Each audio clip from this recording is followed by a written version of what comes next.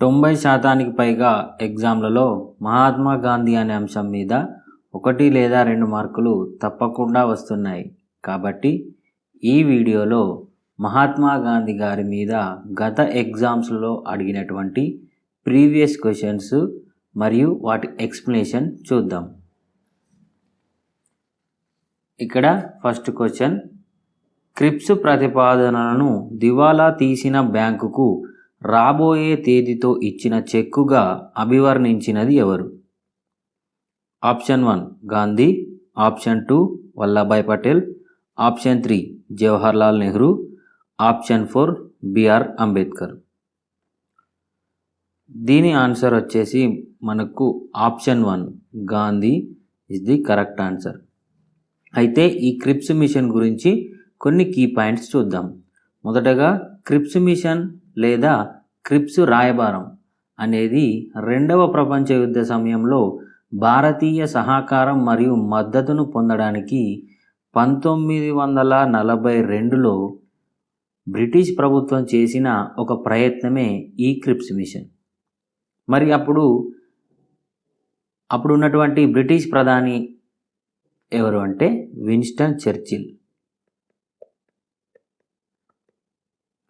అప్పుడున్న బ్రిటిష్ ప్రధాని Winston Churchill. అలాగే ఈ క్రిప్స్ మిషన్లోని సభ్యుల మీద కూడా చాలాసార్లు క్వశ్చన్ అడగడం జరిగింది. ఇందులో సభ్యులు 3. అందులో ఫస్ట్ వచ్చేసి సర్ స్టాఫర్డ్ క్రిప్స్,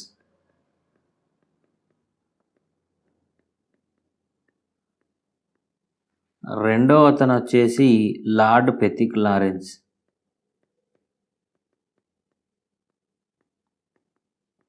మూడో అతను వచ్చేసి ఏవి అలెగ్జాండర్. ఈ 3 కూడా క్రిప్స్ మిషన్లో సభ్యులు. ఈ సభ్యులు మీద కూడా చాలాసార్లు క్వశ్చన్ వచ్చింది. ఇది ఎప్పుడు 1942లో వచ్చింది క్రిప్స్ మిషన్. అందులో సభ్యులు ఎంతమంది? 3. ఆ 3 పేర్లు ఇక్కడ ఇవ్వడం జరిగింది. సో నెక్స్ట్ క్వశ్చన్, గాంధీ యొక్క మత మరియు నైతిక అభిప్రాయములు ఎంతో ఉన్నతమైనవి, కానీ రాజకీయాల్లో వీటిని అనుసరించడం అర్థం కానటువంటి విషయం.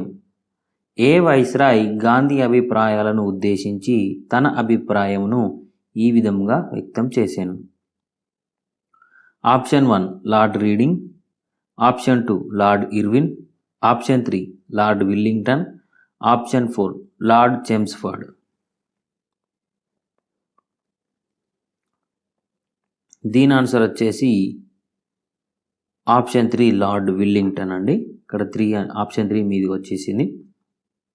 సో ఈ క్వశ్చన్ ఎక్స్ప్లెనేషన్ కనుక చూసినట్లయితే మనకు మెయిన్గా గాంధీ చేసిన కామెంట్స్, అలాగే గాంధీ మీద ఇతరులు చేసిన కామెంట్స్, అలాగే విభిన్న సంఘటనల మీద, వ్యక్తుల మీద గాంధీ గారి అభిప్రాయాలు, ఇవి చాలా ఇంపార్టెంట్. వీటి మీద కూడా మనకు చాలాసార్లు క్వశ్చన్స్ వచ్చాయి. వాటిలో కొన్ని తర్వాతి క్వశ్చన్స్లో ఇచ్చాను. సో తర్వాతి క్వశ్చన్లో చూద్దాం. సో నెక్స్ట్ క్వశ్చన్కి వెళ్దాం. భారత జాతీయ కాంగ్రెస్ ఏ సమావేశంలో గాంధీజీ అధ్యక్షుడయ్యాను? ఆప్షన్ 1 1923 కాకినాడ సమావేశం, ఆప్షన్ 2 1925 కాన్పూర్ సమావేశం, ఆప్షన్ 3 1924 బెల్గాం సమావేశం, ఆప్షన్ 4 1929 గౌహతి సమావేశం. మనకు దీని ఆన్సర్ వచ్చేసి ఆప్షన్ 3 1924 1924 బెల్గాం సమావేశం. ఇది గాంధీజీ అధ్యక్షత వహించిన ఏకైక సమావేశం, ఏకైక ఐఎన్సి సమావేశం ఇది ఒకటే అండి. ఇది 1924లో బెల్గాంలో జరిగింది. ఇక్కడ బెల్గాం కూడా ఇంపార్టెంట్. అయితే ఇక్కడ ఆప్షన్స్లో మనకు 1923 కూడా ఇచ్చారు. ఇది 1923లో మనకు అబుల్ కలాం ఆజాద్ అధ్యక్షత వహించాడు. దీనికి కూడా ఒక ప్రత్యేకత ఉందండి.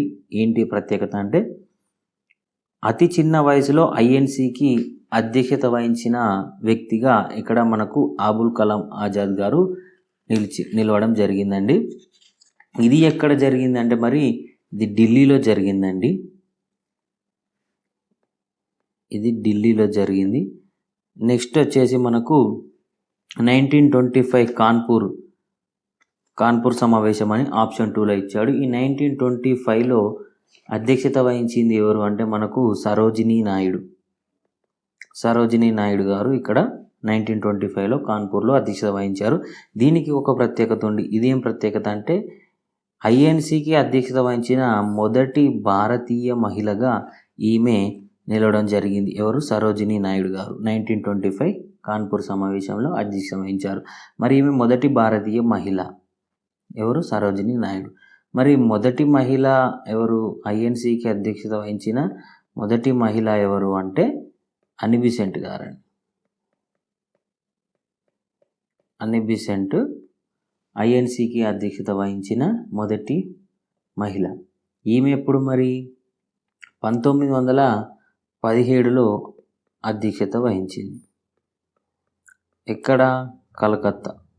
1917లో జరిగినటువంటి కలకత్తా సెషన్లో ఈమె ఐఎన్సికి అధ్యక్షత వహించిన మొదటి మహిళగా నిలిచింది. ఎవరు? అన్ని బెసెంట్. సో నెక్స్ట్ క్వశ్చన్ చూద్దాం. భారతదేశంలో గాంధీ తన మొదటి సత్యాగ్రహాన్ని చేపట్టిన చంపారన్ ఏ రాష్ట్రంలో కలదు? Option 1 Bengal, option 2 Bihar, option 3 Uttar Pradesh, option 4 Punjab. దీని ఆన్సర్ వచ్చేసి ఆప్షన్ 2 బీహార్ అండి.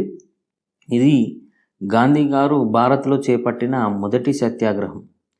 ఈ చంపారన్ సత్యాగ్రహం అనేది మనకు బీహార్ రాష్ట్రంలో జరిగింది. బీహార్లోని చంపారన్ అనే జిల్లాలో జరిగింది.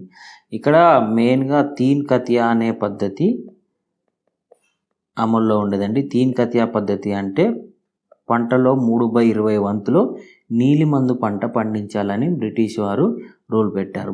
అంటే 20 ఎకరాలు ఉంటే సపోజ్గా 3 ఎకరాల్లో మనకు నీలిమందు పంట ఖచ్చితంగా వేయాలి అని చెప్పేసి బ్రిటిష్ వారు రూల్ పెట్టారు. దీంతో అక్కడ రైతులు బ్రిటిష్ వారికి వ్యతిరేకంగా ఉద్యమం చేశారు. దానికి గాంధీ అధ్యక్షత వహించి అక్కడ సత్యాగ్రహాన్ని నడపడం జరిగింది. ఇందులో గాంధీ గారు విజయం సాధించడం కూడా జరిగిందండి. అప్పుడున్న బీహార్ గవర్నరు మనకు అక్కడ ఈ నీలిమందు పంటల అంటే చంపారన్ జిల్లాలోని రైతుల సమస్యల కోసం ఒక కమిటీని కూడా వేయడం జరిగింది. ఆ కమిటీ పేరే ఫ్రాక్స్-రాయ్ కమిటీ. ఈ ఫ్రాక్స్-రాయ్ కమిటీకి ఇంకో పేరే ఇండిగో కమిటీ. ఈ ఫ్రాక్స్-రాయ్ కమిటీ లేదా ఇండిగో కమిటీని వేయడం జరిగింది. ఈ కమిటీ సూచనల ప్రకారమే మనకు 1917లో చంపారన్ కౌలుదారుల చట్టం వచ్చిందండి. ఈ చట్టం ప్రకారమే అక్కడ ఈ తీన్ కతియా పద్ధతి అనే విధానాన్ని రద్దు చేయడం జరిగింది. సో నెక్స్ట్ క్వశ్చన్ చూద్దాం. మహాత్మా గాంధీ మీద ప్రభావం చూపి ఆయన గుజరాత్లోకి అనువదించిన అన్ టు ది లాస్ట్ ఎవరి పుస్తకం అని ఇచ్చాడండి. Option 1 John Ruskin, option 2 Leo Tolstoy, option 3 Michael Madhusudana Das, option 4 Maxim Gorky.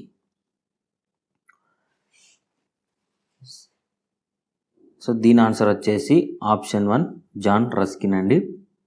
ఈ జాన్ రస్కిన్ రాసినటువంటి అన్ టు ది లాస్ట్ ఈ పుస్తకమే గాంధీ మీద ప్రభావం చూపింది. ఈ పుస్తకాన్ని ఆయన గుజరాత్లోకి కూడా అనువదించడం జరిగింది. మరి గుజరాత్లోకి ఏ పేరుతో అనువదించాడు అని అడగొచ్చండి. గుజరాత్లోకి సర్వోదయ అనే పేరుతో దీన్ని అనువదించాడు. ఇక్కడ ఆప్షన్ 2లో మనకు లియో టాల్స్టాయ్ అనే ఆప్షన్ కూడా ఇచ్చారు కన్ఫ్యూజ్ చేయడానికి. అయితే ఎందుకు కన్ఫ్యూజ్ అంటే లియో టాల్స్టాయ్ గారు రాసినటువంటి 2 బుక్స్ కూడా గాంధీజీ మీద చాలా వరకు ప్రభావం చూపాయి. అవి ఏంటంటే ఒకటి war and piece,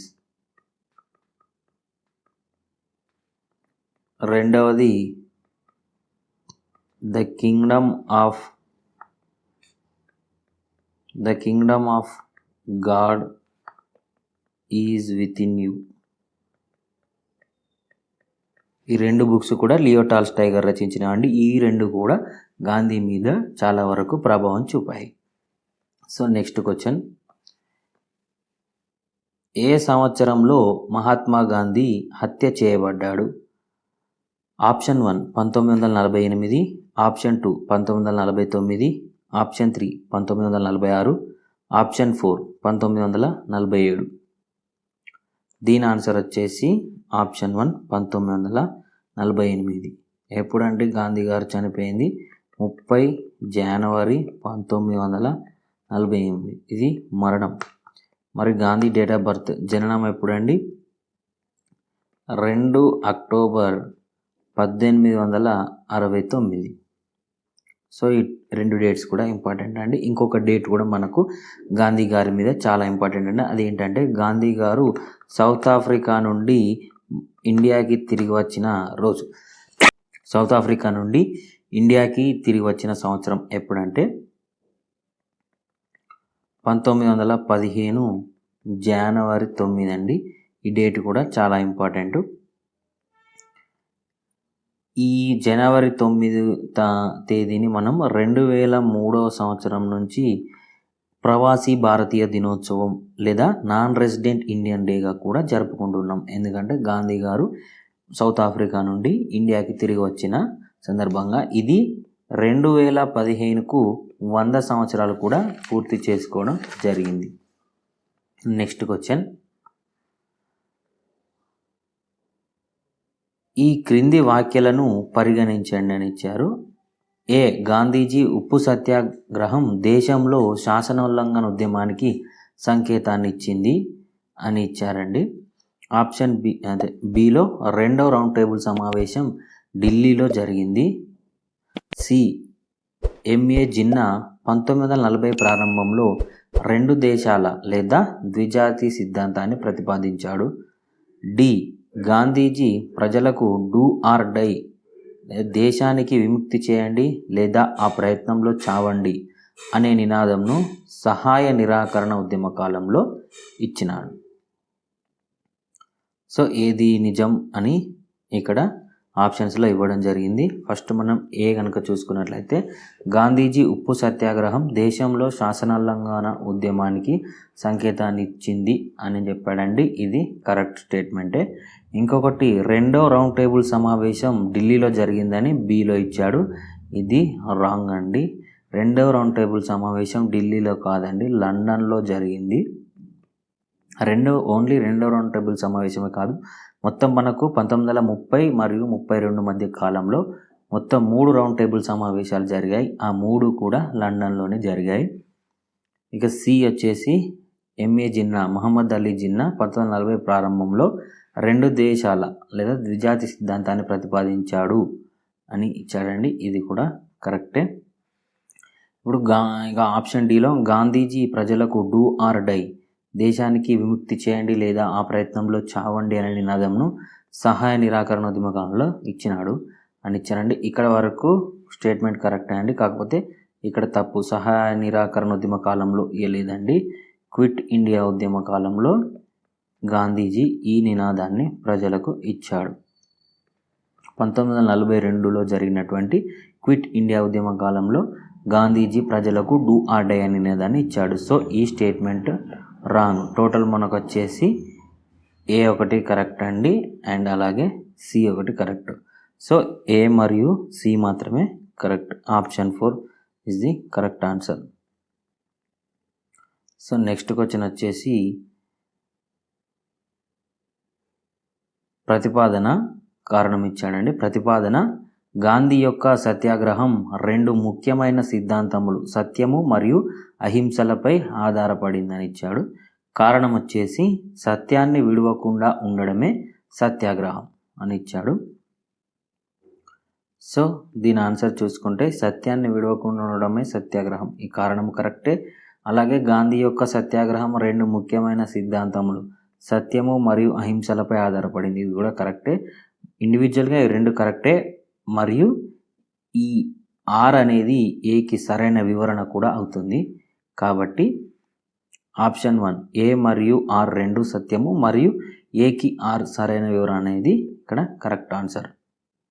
next question, భారతదేశ స్వాతంత్ర పోరాటంలో సాధించు లేదా మరణించు అను అత్యంత ముఖ్యమైన నినాదాల్ని ఎవరు ఇచ్చారు? ఇంతకుముందే చెప్పాం, డూ ఆర్ డై లేదా సాధించు మరణించు 1942 క్విట్ ఇండియా ఉద్యమ కాలంలో మహాత్మా గాంధీ గారు ఇచ్చారని. So option 1 is the correct answer. కాకపోతే మనకి ఇక్కడ ఆప్షన్స్లో బాల గంగాధర్ తిలక్, సుభాష్ చంద్రబోస్, జవహర్లాల్ నెహ్రూ కూడా ఇచ్చారు. సో వీరు ఇచ్చినటువంటి నినాదాలని కూడా ఒకసారి చూద్దాం. ఇక్కడ మనకు బాల గంగాధర్ తిలక్ గారు ఇచ్చిన నినాదం ఏంటంటే స్వరాజ్యం నా జన్మ హక్కు అనే నినాదాన్ని బాల గంగాధర్ తిలక్ గారు ఇవ్వడం జరిగింది. అలాగే ఆప్షన్ 3లో సుభాష్ చంద్రబోస్ ఇచ్చారు. సుభాష్ చంద్రబోస్ ఇచ్చిన ఫేమస్ నినాదం ఏంటంటే నాకు రక్తాన్ని ఇవ్వండి నేను మీకు స్వాతంత్రాన్ని ఇస్తాను. నాకు రక్తాన్ని ఇవ్వండి నేను మీకు స్వాతంత్రాన్ని ఇస్తాను అని అన్నది ఎవరంటే సుభాష్ చంద్రబోస్. సో బాలగంగాధర్ తిలక్ అన్నది ఏంటంటే స్వరాజ్యం నా జన్మ హక్కు అని బాలగంగాధర్ తిలక్ అన్నాడు. సో నెక్స్ట్ క్వశ్చన్ చూద్దాం. దక్షిణాఫ్రికా నుంచి మహాత్మా గాంధీ భారతదేశానికి వచ్చి 100 ఏళ్ళు పూర్తయిన సంవత్సరం ఏది? ఇంతకుముందే చెప్పాను కదండి, జనవరి 9, 1915 రోజున గాంధీ గారు సౌత్ ఆఫ్రికా నుంచి ఇండియాకి రావడం జరిగింది. సో 1915లో వచ్చాడంటే 2015లో 100 సంవత్సరాలు పూర్తయింది. ఈ జనవరి 9 తేదీనే మనం ప్రవాసీ భారతీయ దినోత్సవం లేదా నాన్ రెసిడెంట్ ఇండియన్ డేగా జరుపుకుంటాం. నెక్స్ట్ క్వశ్చన్, ఈ క్రింది గాంధీ జరిపిన తొలి సత్యాగ్రహ ఉద్యమాలను అచట ఎదుర్కొన్న సమస్యలతో జతపరచుము. ఇక్కడ ప్రాంతాలు ఒక సైడ్ ఇచ్చాడు, సమస్యలు ఒక సైడ్ ఇచ్చాడండి. ఏ దర్బాన్. ఈ దర్బాన్ ఏంటంటే ఇది సౌత్ ఆఫ్రికాలో ఉందండి. ఈ సౌత్ ఆఫ్రికాలో ఉంది. ఇక్కడ జాతి వివక్షతకు వ్యతిరేకంగా గాంధీజీ ఉద్యమం చేశాడు. సో ఏకి 2 కరెక్ట్ ఆన్సర్. ఆప్షన్ బిలో ఇక్కడ మనకు చంపారన్ ఇచ్చాడు. చంపారన్ అంటే ఇంతకుముందే చెప్పాను 1917లో నీలిమందు సాగులోని తీన్ కతియా పద్ధతికి వ్యతిరేకం అని చెప్పాను. సో బికి 1 correct answer.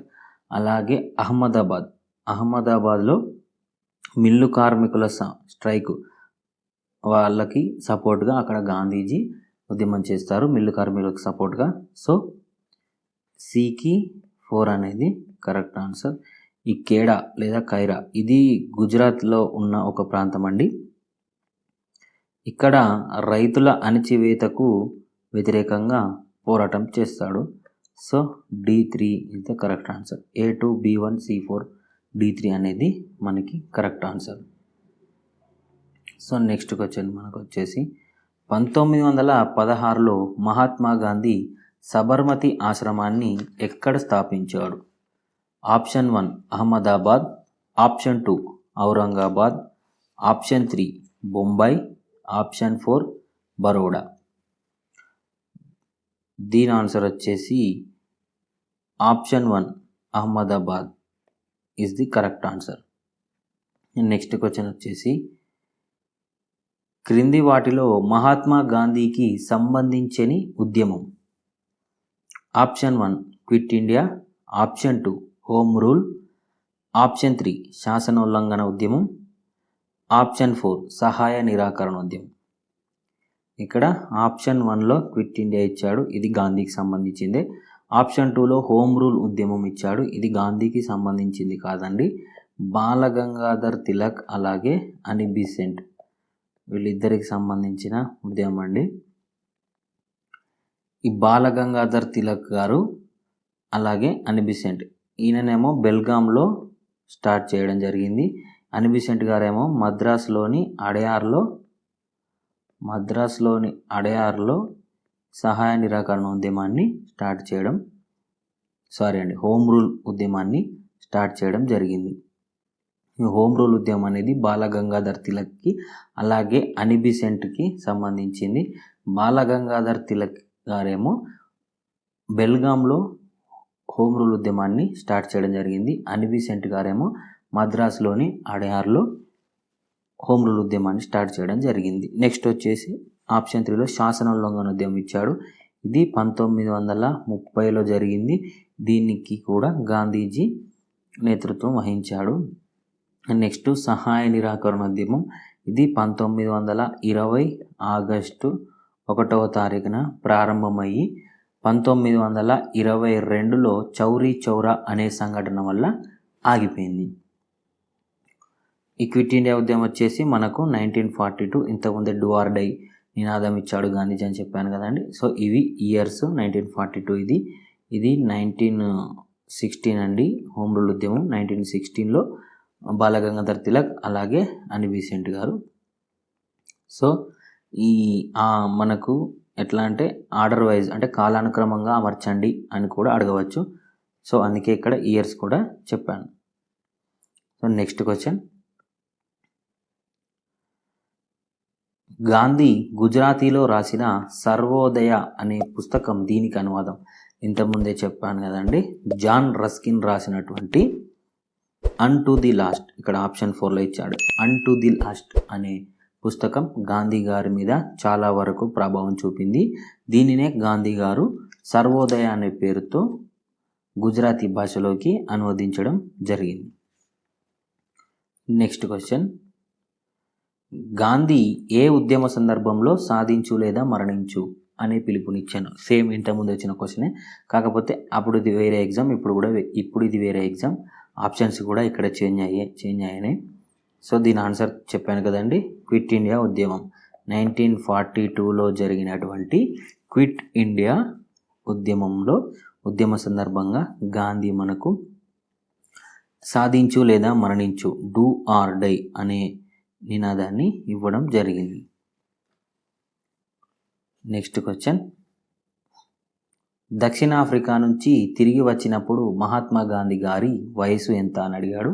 Option 1 36, option 2 40, option 3 44, option 4 46. ఇది కొంచెం ట్రిక్కీ క్వశ్చన్. అంత పెద్ద ట్రిక్కీ ఏం కాదండి, ఈజీగానే పెట్టచ్చు. గాంధీ గారి జననం చెప్పాను కానీ 1869. అలాగే గాంధీ గారు సౌత్ ఆఫ్రికా నుంచి తిరిగి వచ్చింది ఎప్పుడండి, 1915లో ఇండియాకి తిరిగి వచ్చాడు. అంటే ఎంత డిఫరెన్స్, 46, 46 డిఫరెన్స్. సో అప్పుడు గాంధీజీకి 46 సంవత్సరాల వయసు అన్నమాట. సో నెక్స్ట్ క్వశ్చన్, భారత్కి తిరిగి వచ్చిన తర్వాత మహాత్మా గాంధీ మొదటగా నేతృత్వం వహించిన ఉద్యమం ఏ విషయం పైన? ఆప్షన్ 1 ఒప్పందపు వ్యవసాయము, ఆప్షన్ 2 న్యాయ వ్యవస్థలో జాతి వివక్షత, ఆప్షన్ 3 ఒప్పందపు కూలీ వ్యవస్థ, ఆప్షన్ 4 కూలీల ఎగుమతి. మొదటిగా నేతృత్వం వహించింది ఎక్కడండి, బీహార్లోని చంపారణ్లో.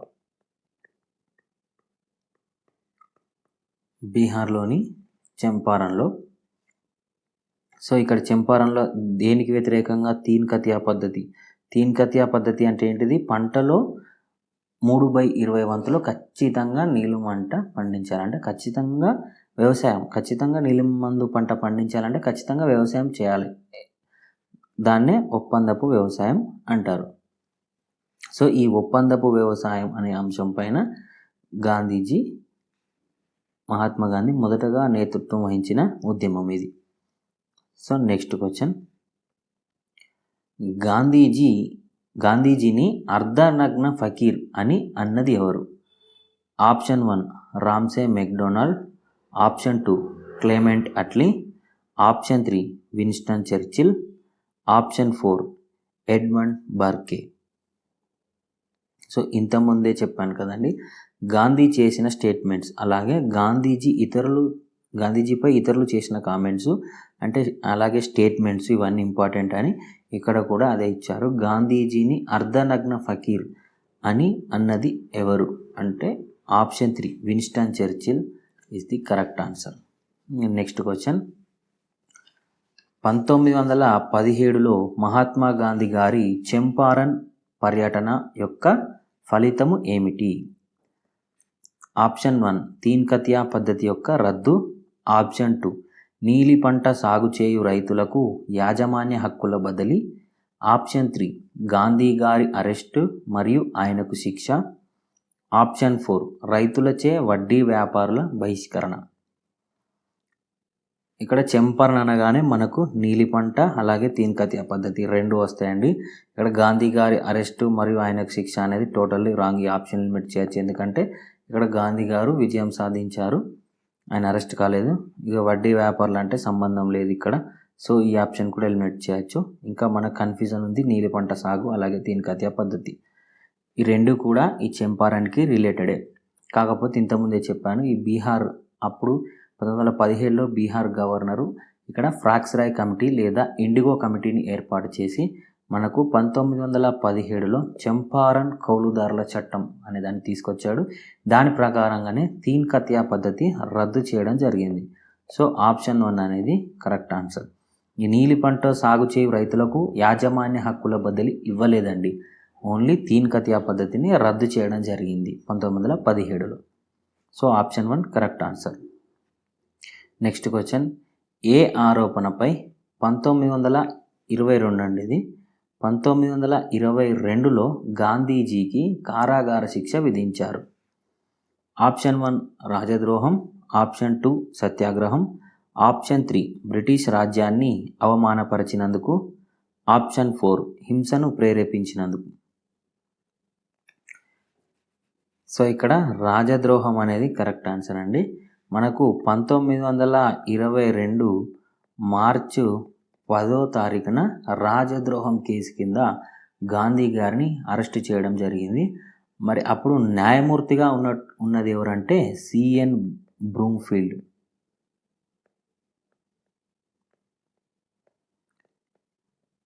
ఈ సిఎన్ బ్రూమ్ఫీల్డ్ అనే న్యాయమూర్తి 1922 మార్చి 10న గాంధీ గారికి రాజద్రోహం కేసు కింద 6 సంవత్సరాల జైలు శిక్ష విధించడం జరిగింది. కానీ తర్వాత గాంధీ గారికి అనారోగ్యం కారణం వల్ల ఈ 6 సంవత్సరాల జైలు శిక్షని 2 సంవత్సరాలకి తగ్గించి గాంధీ గారిని అప్పుడు పూనాలోని ఎర్రవాడ జైల్లో ఉంచడం జరిగింది.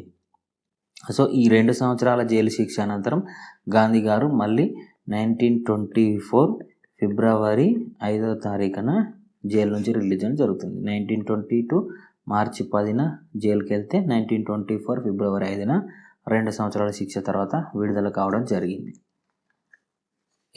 దేని కింద? రాజద్రోహం అనే ఆరోపణ కింద. సో నెక్స్ట్ క్వశ్చన్, దక్షిణాఫ్రికా నుంచి తిరిగి వచ్చిన తర్వాత ఎవరి సలహా మేరకు మహాత్మా గాంధీ బ్రిటిష్ ఇండియాలో 1 సంవత్సరం పాటు పర్యటించాడు? Option 1 Mahagovind Ranade, option 2 Mahadev Desai, option 3 Raj Kumar Shukla, option 4 Gopalakrishna Gokhale.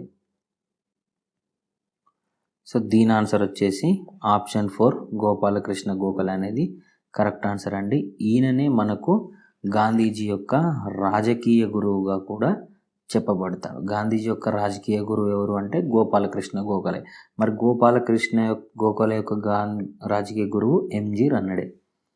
మనకు గాంధీ యొక్క రాజకీయ గురువు గోపాలకృష్ణ గోఖలే, అలాగే గోపాలకృష్ణ గోఖలే యొక్క రాజకీయ గురువు మహాగోవింద రనడే. ఈ గోపాలకృష్ణ గోఖలే సలహా మేరకే దక్షిణాఫ్రికా నుంచి తిరిగి వచ్చిన తర్వాత గాంధీ గారు బ్రిటిష్ ఇండియాలో 1 సంవత్సరం పాటు పర్యటించడం జరిగింది. సో నెక్స్ట్ క్వశ్చన్, స్వాతంత్ర ఉద్యమంలో ఏ కాలఖండాన్ని గాంధీ శకం అని పిలవచ్చు? ఆప్షన్ 1 1920-1947, ఆప్షన్ 2 1910 నుంచి 1947, ఆప్షన్ 3 1932 నుంచి 1947, ఆప్షన్ 4 1915 నుంచి 1945. దీని ఆన్సర్ వచ్చేసి ఆప్షన్ 2 1920 నుంచి 1947. 1920లో చేపట్టినటువంటి సహాయ నిరాకరణ ఉద్యమం నుంచి 1947లో మనకు స్వాతంత్రం వచ్చింది. కానీ అప్పటి వరకు మధ్య కాలాన్ని గాంధీ శకంగా పిలవచ్చు. అంటే స్వాతంత్ర ఉద్యమంలో గాంధీ శకం ఇది. 1920కి ముందు కూడా గాంధీ గారు భారతదేశంలో సత్యాగ్రహం చేపట్టాడు. ఏంటి అవి? 1917లో మనకు చంపారన్ కానీ, అహ్మదాబాద్ మిల్లు కార్మికుల సమ్మె కానీ, అలాగే 1918లో ఖైరా అనే గ్రామంలో రైతుల అణిచివేతకు వ్యతిరేకంగా ఉద్యమం కానీ ఇవన్నీ కూడా చేశాడు. కానీ 1920 నుంచి స్వాతంత్ర ఉద్యమంలో అడుగుపెట్టాడు. సో 1920లో వచ్చినటువంటి సహాయ నిరాకరణ ఉద్యమం నుంచి 1947లో భారతదేశానికి స్వాతంత్రం వచ్చే వరకు మధ్య కాలాన్ని మనము స్వాతంత్రోద్యమ కాలంలో గాంధీ శకం లేదా గాంధీ యుగంగా చెప్పవచ్చు. నెక్స్ట్ క్వశ్చన్, ఈ క్రింది వాటిలో ఏ పత్రికను మహాత్మా గాంధీ నడపలేదు అని ఇచ్చాడండి. Option 1 Jugantar, option 2 Navjivan, option 3 Harijan, option 4 Indian opinion. So ఇక్కడ ఆప్షన్ 1లో ఇచ్చినటువంటి యుగాంతర్ అనే పత్రికను గాంధీ గారు నడపలేదండి. ఎవరు అంటే బరీంద్ర కుమార్ ఘోష్ అనే వ్యక్తి ఈ యుగాంతర్ లేదా దీన్ని జుగాంతర్ అని కూడా పిలిచేవారు. యుగాంతర్ లేదా జుగాంతర్ అనే పత్రికను బరీంద్ర కుమార్ ఘోష్ గారు నడిపడం జరిగింది. ఇతనే అరవింద్ కుమార్ ఘోష్ వాళ్ళ బ్రదర్ అన్నమాట. సో ఈ పత్రికను గాంధీ గారు నడపలేదు. So option 1 correct answer. ఇంకా నెక్స్ట్ ఆప్షన్ 2లో నవజీవన్ ఇచ్చాడు. ఇది గాంధీ గారు నడిపారు. ఇది గుజరాతీ భాషలో నడిపించారు. హరిజన్ అనేది కూడా మనకు గాంధీ గారు నడిపారు. అలాగే ఇండియన్ ఒపీనియన్ ఇది ఇంగ్లీష్లో అండి. ఇది ఇంగ్లీష్లో గాంధీ గారు స్టార్ట్ చేయడం జరిగింది. ఇది ఎక్కడ మరి? ఇది ఇండియాలో కాదండి, సౌత్ ఆఫ్రికాలో స్టార్ట్ చేయడం జరిగింది. సౌత్ ఆఫ్రికాలో 1903లో ఇంగ్లీష్ భాషలో గాంధీ గారు నడిపిన పత్రిక ఏంటంటే ఇండియన్ ఒపీనియన్. గాంధీ గారు ఇండియాలో స్థాపించినటువంటి ఇంకో పత్రిక కూడా ఉందండి. అదేంటో తెలిస్తే కామెంట్ సెక్షన్లో కామెంట్ చేయండి. నెక్స్ట్ క్వశ్చన్, గాంధీ ఇర్విన్ ఒప్పందం దీనికి దారితీసింది? హింసకు పాల్పడ్డ వారితో సహా అందరూ రాజకీయ ఖైదీల విడుదల, ఆప్షన్ 2 ప్రభుత్వ దమనకాండకు స్వస్తి, ఆప్షన్ 3 రెండవ రౌండ్ టేబుల్ సమావేశం, ఆప్షన్ 4 మూడవ రౌండ్ టేబుల్ సమావేశం. సో ఇక్కడ కొంచెం మ్యాటర్ ఎక్స్ప్లెయిన్ చేస్తానండి. దీని ద్వారా మీకు దీని ఆన్సర్ తెలుస్తుంది. సో మనకు 1930 నుంచి 1932 మధ్య కాలంలో మనకు మొత్తం 3 రౌండ్ టేబుల్ సమావేశాలు జరుగుతాయండి. సో మొదటి రౌండ్ టేబుల్ సమావేశం వచ్చేసి మనకు 1930 నవంబర్లో జరుగుతుందండి. దీనికి ఐఎన్సి హాజరు కాదు. సో ఈ మొదటి రౌండ్ టేబుల్ సమావేశం ఫెయిల్ అయిపోయింది. సో నెక్స్ట్ రౌండ్ టేబుల్ సమావేశం పెట్టాలని, దీనికి ఖచ్చితంగా ఐఎన్సి అనేది హాజరు కావాలని అప్పుడున్నటువంటి వైస్రాయ్ లార్డ్ ఇర్విన్ గాంధీ గారితో కొన్ని షరతులతో కూడిన ఒప్పందం చేసుకుంటాడు. దానితో గాంధీ గారు రెండవ రౌండ్ టేబుల్ సమావేశంలో పాల్గొంటాడు. సో ఈ ఒప్పందం ఢిల్లీలో జరుగుతుందండి. కాబట్టి దీనినే మనము ఢిల్లీ ఒడంబడిక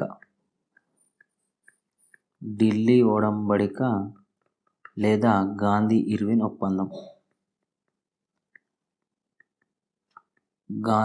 ఒప్పందం అని అంటారు. సో నెక్స్ట్ రెండవ రౌండ్ టేబుల్ సమావేశం జరుగుతుంది. ఇప్పుడు ఈ రెండవ రౌండ్ టేబుల్ సమావేశంలో ఇండియన్ నేషనల్ కాంగ్రెస్ తరపున గాంధీ గారు పాల్గొంటారు. ఈ సమావేశంలో జరిగిన అంశాలన్నిటినీ కమ్యూనల్ అవార్డ్ అనే పేరుతో, సో ఇక్కడ రెండవ రౌండ్ టేబుల్ సమావేశం జరిగిన తర్వాత ఇక్కడ కమ్యూనల్ అవార్డు వస్తుంది. ఈ కమ్యూనల్ అవార్డు అనే పేరుతో అప్పుడున్నటువంటి ప్రధాని రామ్సే మెక్డొనాల్డ్ గారు కమ్యూనల్ అవార్డు ప్రకటించడం జరుగుతుంది. దీనిని గాంధీ గారు వ్యతిరేకిస్తారండి, అంబేద్కర్ గారు స్వాగతిస్తారు. సో ఈ కమ్యూనల్ అవార్డు అనే అంశం మీద గాంధీకి అంబేద్కర్కి సయోధ్య కుదరలేదు. సో తర్వాత వీళ్ళిద్దరూ కొన్ని షరతులతో ఒప్పందం చేసుకుంటారు. సేమ్ ఇది ఎక్కడంటే పూనాలోని ఎర్రవాడ జైల్లో. అప్పుడు గాంధీ గారు పూనాలోని ఎర్రవాడ జైల్లో ఈ కమ్యూనల్ అవార్డుకి వ్యతిరేకంగా ఆమరణ నిరాహార దీక్ష చేస్తాడు. సో అక్కడికి అంబేద్కర్ వెళ్ళి గాంధీజీతో ఒప్పందం చేసుకుంటారు. దీనినే గాంధీ అంబేద్కర్ ఒప్పందం లేదా పూనా ఒడంబడిక అంటారు. ఈ పూనా ఒడంబడిక జరుగుతుంది. దీని తర్వాత మూడవ రౌండ్ టేబుల్ సమావేశం జరుగుతుంది. సో ఇది ఆర్డర్ అండి. మొత్తం 1930 నుంచి 1932 వరకు 3 రౌండ్ టేబుల్ సమావేశాలు. ఫస్ట్ వచ్చేసి 1930 నవంబర్లో జరుగుతుంది. దాని తర్వాత దానికి ఐఎన్సి తరపున ఎవరు హాజరు గారు, అంటే ఐఎన్సి టోటల్గా పాల్గొనదు. కాబట్టి అప్పుడున్నటువంటి లార్డ్ ఇర్విన్ గాంధీజీ గారితో ఒక ఒప్పందాన్ని చేసుకుంటాడు. దాన్ని ఢిల్లీ ఒడంబడిక లేదా గాంధీ ఇర్విన్ ఒప్పందం అంటారు. ఈ ఒప్పందం ప్రకారం గాంధీజీ 2వ రౌండ్ టేబుల్ సమావేశానికి హాజరవుతాడు.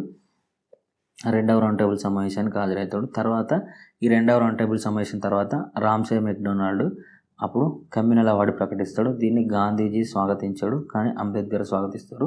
తర్వాత దీని మీదనే పూనాలోని ఎర్రవాడ జైల్లో గాంధీ మరియు అంబేద్కర్ మధ్య ఒక ఒప్పందం, దీన్నే పూనా ఒడంబడిక అంటారు. తర్వాత 3వ రౌండ్ టేబుల్ సమావేశం. సో ఇవి ఇచ్చి మనని కాలానుక్రమంగా అమర్చమన్నా కూడా ఇది ఆర్డర్, ఈ ఆర్డర్ వైజ్గా అమర్చాలి. సో దీని ఆన్సర్ ఏంటి? గాంధీ ఇర్విన్ ఒప్పందం దేనికి దారితీసింది? 2వ రౌండ్ టేబుల్ సమావేశానికి దారితీసింది. So option 3 correct answer.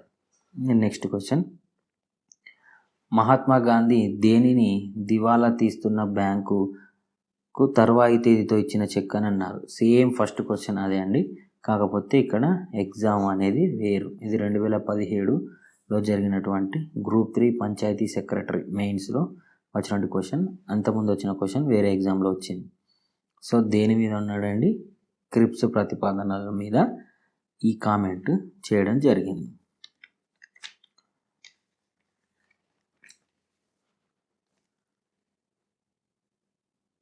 So మనం దీని గురించి కొంచెం ఎక్స్ప్లెనేషన్ కూడా చూద్దాం. ఈ క్యాబినెట్ మిషన్ అనేది మనకు 1946 మార్చి 15వ తారీఖున ఏర్పాటు చేయడం జరిగింది. క్రిప్స్ ప్రతిపాదనలు వచ్చేసి మనకు 1942 మార్చిలో వచ్చిందండి. మాంటెక్ చెమ్స్ఫోర్డ్ సంస్కరణలు 1919లో వచ్చాయి. అలాగే మౌంట్ బాటన్ ప్రణాళిక వచ్చేసి మనకు 1947 జూన్ 3వ తారీఖున, దీన్నే జూన్ ప్రణాళిక లేదా డిక్కీ బర్డ్ ప్రణాళిక అని కూడా అంటారు. మౌంట్ బాటన్ ప్రణాళిక ఇది 1947 జూన్ 3 వచ్చింది. సో ఈ ఇయర్స్ ఎందుకు చెప్పానంటే ఈ కాలానుక్రమంగా అమర్చమన్నా కూడా మనం ఇయర్స్ని బట్టి ఈజీగా అమర్చవచ్చు. అలాగే ఇక్కడ క్యాబినెట్ మిషన్ ప్రతిపాదనలు ఇంకా క్రిప్స్ ప్రతిపాదనలు ఈ రెండు ఇచ్చారు. రెండిట్లో సేమ్ ఒక అంశం ఉంటుందండి. ఇంతకుముందు నేను క్రిప్స్ ప్రతిపాదనలో 3 సభ్యులు అని చెప్పాను కదా, sir Stafford Cripps, lord Pethick Lawrence, అలాగే ఏవి అలెగ్జాండర్. సో ఇక్కడ ఈ క్యాబినెట్ మిషన్లో కూడా సేమ్ వాళ్ళు 3 ఉంటారండి. కాకపోతే ఈ క్యాబినెట్ మిషన్లో లార్డ్ పెతిక్ లారెన్స్ అధ్యక్షుడు, ఈ క్రిప్స్ ప్రతిపాదనకేమో సర్ స్టాఫర్డ్ క్రిప్స్, ఈ 1942లో వచ్చినటువంటి క్రిప్స్ ప్రతిపాదనలో సర్ స్టాఫర్డ్ క్రిప్స్ అనే వ్యక్తి అధ్యక్షుడు. సో సభ్యులు సేమ్, కాకపోతే అధ్యక్షులు చేంజ్. క్యాబినెట్ మిషన్లో కానీ క్రిప్స్ ప్రతిపాదనలో కానీ వాళ్ళే 3 సభ్యులు, Sir Stafford Cripps, lord Pethick Lawrence, AV Alexander. ఈ 3 పేర్లు చాలా చాలా ఇంపార్టెంట్ అండి. So next question, Mahatma Gandhi ఏ సంవత్సరంలో దక్షిణాఫ్రికా నుంచి భారత్కు వచ్చారు? రిపీటెడ్ క్వశ్చన్ అండి ఇది. Option 2 1915 correct answer. Next question, Mahatma Gandhi అధ్యక్షత వహించిన ఒకే ఒక జాతీయ కాంగ్రెస్ అధివేశం చెప్పాను కదండి, బెల్గాం అధివేశం. ఎప్పుడు? 1924లో. సో నెక్స్ట్ క్వశ్చన్, చంపారణ్ సత్యాగ్రహం ఇది కూడా చాలా రిపీటెడ్. ఎవరి ఇబ్బందుల పరిష్కారానికి? ఎవరండి? ఆప్షన్ 4లో ఉన్నటువంటి రైతులు is the correct answer. Next question, Dandi March లేదా ఉప్పు సత్యాగ్రహం క్రింది వాటిలో దేనికి సంబంధించింది? ఆప్షన్ 1 స్వదేశీ ఉద్యమం, ఆప్షన్ 2 సహాయ నిరాకరణ ఉద్యమం, ఆప్షన్ 3 శాసనోల్లంఘన ఉద్యమం, ఆప్షన్ 4 క్విట్ ఇండియా ఉద్యమం. దీని ఆన్సర్ వచ్చేసి ఆప్షన్ 3 శాసనోల్లంఘన ఉద్యమం. ఈ శాసనోల్లంఘన ఉద్యమంలో భాగంగానే గాంధీ గారు దండి మార్చ్ లేదా ఉప్పు సత్యాగ్రహాన్ని చేపడతారు. ఎప్పుడండి? 1930లో. నెక్స్ట్ క్వశ్చన్, స్వాతంత్ర ఉద్యమంలో ఉప్పు సత్యాగ్రహానికి ఎవరు నేతృత్వం వహించారు? ఇంతకుముందే చెప్పాను కానీ మహాత్మా గాంధీ గారు. ఇది కరెక్ట్ ఆన్సర్. నెక్స్ట్ క్వశ్చన్, సరి అయిన జతను గుర్తించండి. మీరు రక్తాన్ని ఇవ్వండి, నేను మీకు స్వాతంత్రాన్ని ఇస్తాను. ఇంతకుముందే స్టేట్మెంట్స్లో చెప్పాను మీకు. ఇప్పుడు మళ్ళీ సేమ్ అదే క్వశ్చన్ వచ్చింది, కాకపోతే డిఫరెంట్గా. సో ఏమిచ్చారు? ఆప్షన్ 1లో మీరు రక్తాన్ని ఇవ్వండి, నేను మీకు స్వాతంత్రాన్ని ఇస్తాను అని అన్నది ఎవరండి? సుభాష్ చంద్రబోస్. అక్కడ ఇచ్చారు. సో సాధించు లేదా మరణించు అని అన్నది ఎవరండి? మహాత్మా గాంధీ గారు అన్నారు. అహింస ద్వారా స్వాతంత్రం మన లక్ష్యంగా ఉండాలి, ఇది నెహ్రూ గారు అన్నారండి. ఇది కరెక్ట్ ఆన్సర్. స్వాతంత్రం నా జన్మ హక్కు అని అన్నది ఎవరండి? గోపాలకృష్ణ గోఖలే కాదు, బాలగంగాధర్ తిలక్ అన్నారు. సో ఇది రాంగే, ఇది రాంగే, ఆప్షన్ 1 కూడా రాంగే. Option 3 is the correct answer అండి. So next question, Mahatma Gandhi ఎప్పుడు హత్య చేయబడ్డాడు? ఇంతకుముందు చెప్పాను 1948లో. ఓకే, నెక్స్ట్ క్వశ్చన్, బ్రిటిష్ పరిపాలనా కాలంలో గాంధీజీ మొదటి సత్యాగ్రహాన్ని ఎక్కడ ప్రారంభించాడు? సేమ్ క్వశ్చన్ తికమక అడిగాడు. ఆప్షన్లు వేరు, కాకపోతే ఎగ్జామ్ కూడా వేరు, కాకపోతే క్వశ్చన్ అదే సేమ్ అండి. చంపారన్. ఈ చంపారన్ మీద ఇప్పటికీ ఒక 5 to 6 క్వశ్చన్స్ వచ్చాయి. సో నెక్స్ట్ క్వశ్చన్, గాంధీ నాయకత్వంలో గుజరాత్లో జరిగిన సంఘటన.